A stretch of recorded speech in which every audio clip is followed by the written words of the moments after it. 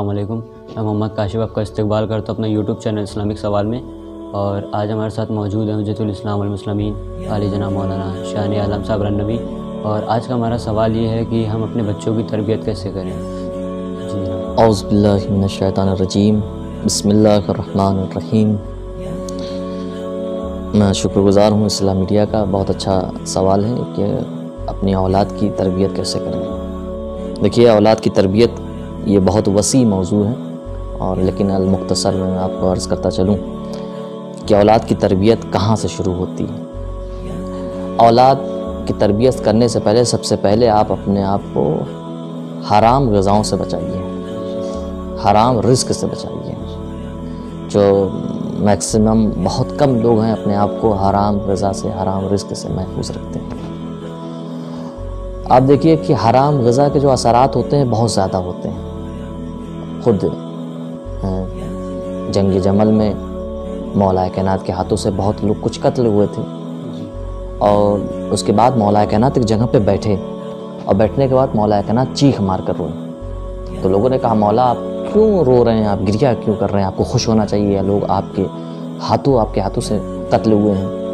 तो मौला ने कहा कि अफसोस इसलिए है कि ये लोग मेरे चाहने वाले थे, लेकिन ये लोग आज मेरे मद्दे मुकाबिल खड़े हुए और कत्ल हुए इसलिए कि इन्होंने अपने शिकम को हराम ग़िज़ा से भर दिया था। तो इसका मतलब ये है कि अगर आप चाहते हैं कि आपकी औलाद की तरबियत हो तो हराम ग़िज़ा से आप अपने आप को महफूज रखें और अपने बच्चों से को भी महफूज रखें, ताकि हराम ग़िज़ा उन तक न पहुंच पाए। और दूसरी चीज़ है कि औलाद की तरबियत क्या करें, कब से करें औलाद की तरबियत। जब लड़का 15 साल का हो जाए तब करें, 25 साल का हो जाए तब करें, लड़की 9 साल की हो जाए तब करें, नहीं 4 साल की लड़की हो जाए तब करें तरबियत औलाद की।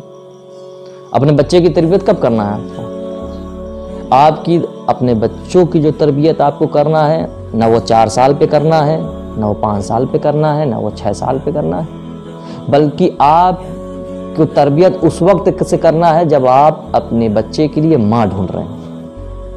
इसलिए कि आपकी नीयत क्या है उस वक्त, जब आप इज़्दिवाज कर रहे हैं, आप किसी से शादी कर रहे हैं, जब अपने बच्चे की माँ ढूंढ रहे हैं, उस वक्त आपकी नीयत क्या है। अगर आपकी नीयत ये है कि जिससे हम शादी करेंगे ये बहुत दौलतमंद हैं, ये बहुत पैसे वाले हैं, और जब हम शादी कर लेंगे तो हम बहुत पैसे वाले, उनको जान जहेज़ वगैरह बहुत ज़्यादा मिलेगा, तो आपके अगर जहन में पहले से नीयत यह है कि जहेज़ ज़्यादा मिलेगा, तो जो बच्चा पैदा होगा लालची पैदा होगा।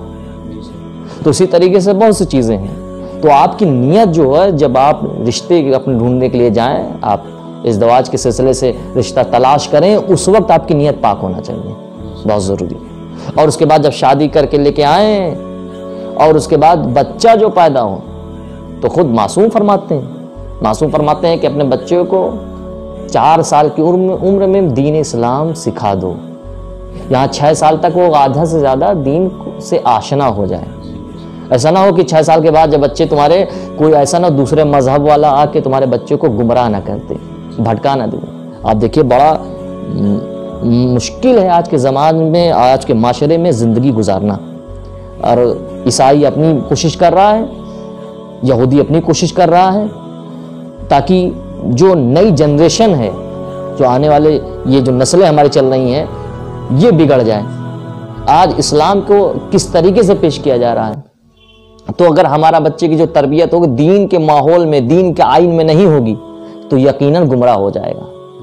तो ज़रूरी है हर माँ बाप पर कि जब रिश्ता ढूंढने जाएं उस वक्त से नियत कर लें कि हमारी नियत क्या है, एक अच्छी ज़ौजा अपने बेटे की माँ ढूंढ रहे हैं, और वहीं से तरबियत का सिलसिला शुरू हो रहा है। आपको एक वाक़या मालूम होगा, आपने सब सुना होगा, नाज़रीन कराम मजलिसों में सुनते रहते हैं। अल्लामा मुक़द्दस अर्दबिली के वालिद साहब, इनका तक़वे का आलम, अल्लामा मुक़द्दस अर्दबिली कौन थे? अल्लामा मुक़द्दस अर्दबिली को कौन नहीं जानता, बहुत बड़े आलिम, बहुत बड़े मरजा, एक पाए के आलिम। लेकिन इनके वालिद साहब जो थे, न कोई आलिम दीन थे, न मुज्तहिद थे, सिर्फ एक फार्मर, एक किसान थे। अब इनके तक़वे का आलम सुन लीजिए आप।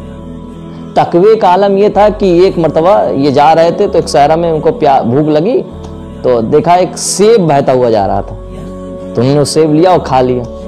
اور کھا لینے کے بعد اب سوچنے لگے کہ آخر وجہ کیا ہے، یہ سیب ہم نے تو کھا لیا ہے، اس کا مالک کون ہے، باغ کا مالک کون ہے، یہ سیب کہاں سے آیا ہے، اور لینے کے بعد اب اس کے تلاش میں چلے کہ اس کے مالک کو جب تک اس کی اجرت نہ دے دوں گا تب تک یہ ہمارے لیے حلال نہیں ہوگا، اور حلال نہیں ہوگا تو ہمارے جسم میں جا کر یہ خون جو بنے گا وہ خون نجس ہوگا، اور اس کا اثر ہمارے بچے تک آ جائے گا، آنے والی نسل پہ آ جائے گا۔ آپ ڈھونڈتے ڈھونڈتے چلے باغ کے مالک، تو میں مختصر واقعہ کر رہا ہوں، باغ کے مالک سے پوچھا، وہاں کے جو تھا اس نے کہا کہ آدھا میرا حصہ ہے، لیکن اس کا اصل مالک جو ہے فلاں فلاں ہے۔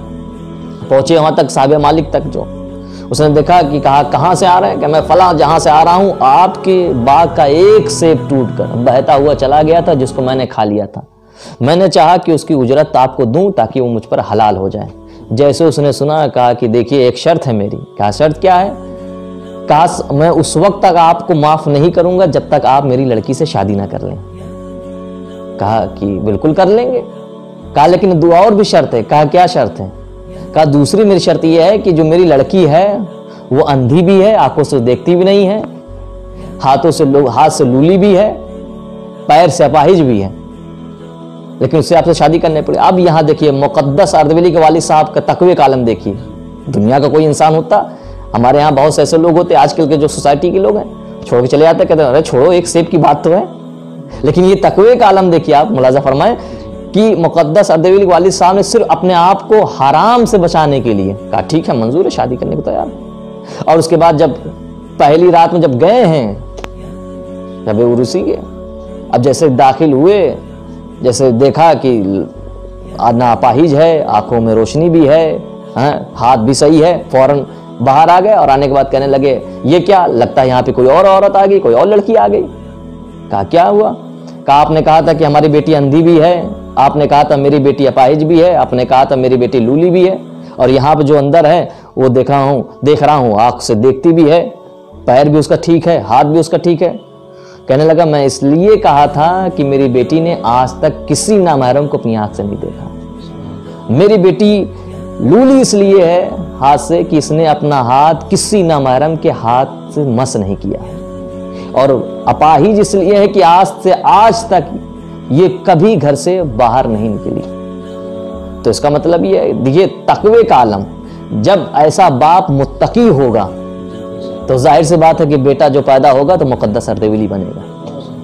تو یہ ہے کہ تربیت کا عالم۔ اب صاحب بہت سے لوگ اعتراض کر سکتے ہیں، صاحب وہ تو 200-250 سال 300 سال 400 سال پرانی باتیں ہیں، آج کے زمانے میں بڑا مشکل ہے، آپ کیسے کون ویسا کر سکتا ہے، اتنا تقویٰ کہاں کس کے یہاں، سب کے یہاں فراڈ ہے، سب کے یہاں ایسے نہیں، دیندار آج بھی ہیں اور بہت سے ہیں۔ آپ ایران میں دیکھیے علماء کرام ہیں، مراجع کرام آپ کو دیکھیے، آپ کے لیے نمونے عمل ہیں، اہل بیت علیہم السلام کی سیرت آپ کے لیے نمونے عمل ہے، آئیڈیل ہے آپ کے لیے۔ اب دیکھیے چھوڑیے، ہم کہتے ہیں مرجع کرام کو وہ دیکھیے، اہل بیت کو چھوڑیے، مرجع کرام کو آپ دیکھیے پہلے، تب اہل بیت کی بات اب بہت دور ہے۔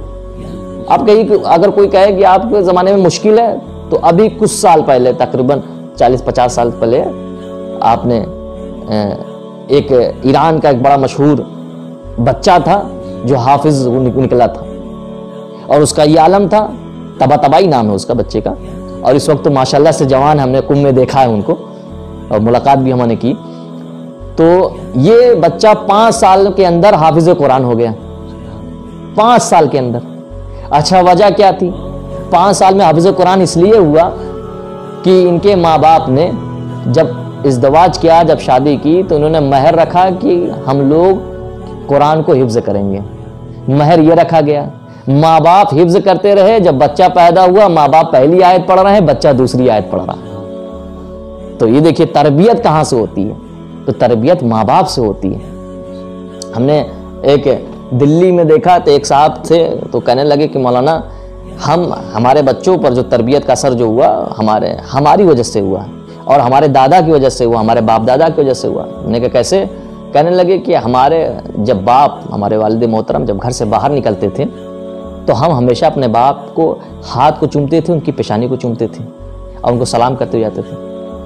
تو ہمارے جب بچے پیدا ہوئے تو ہمارے بچے بھی وہی عمل انجام دے دیتے جیسے ہم اپنے والد محترم سے پیار کرتے تھے۔